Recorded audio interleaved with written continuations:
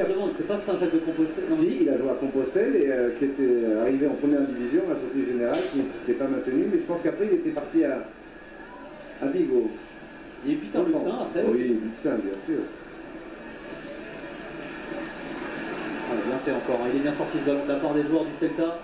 Orellana avec Nolito. Ah, il y a toujours Carvajal face à lui, le centre de Nolito, facilement repris par Ramos. El Real qui a beaucoup de mal à exister dans le jeu et qui a encore perdu le ballon très vite. Gros travail de harcèlement de la part des hommes de Berizzo. Et donc Berizzo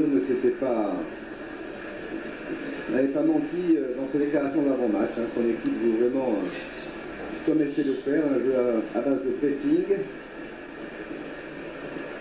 Avec une équipe qui joue assez haut, bien équilibrée. Dans un 4-3-3 très mouvant.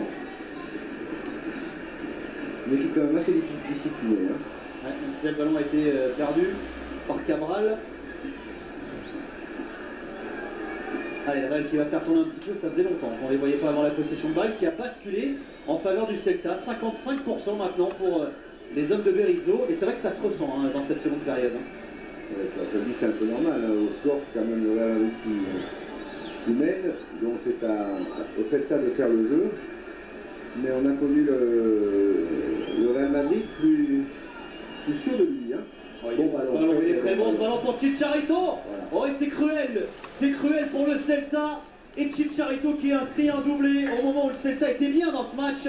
Il vient tuer cette rencontre et donner un peu d'air aux Madrilènes. Enfin, magnifique ouverture de Sergio Ramos, qui n'est que défenseur central, mais une ouverture précise, très belle appel. Il n'est plus que défenseur central depuis quelques temps. Oui, c'est vrai, il est terrain, mais très bel appel du Mexicain. Mais contre ce genre d'équipe, effectivement, la moindre erreur, il insiste, il a raison, la moindre erreur ne pardonne pas devant les joueurs d'un tel talent.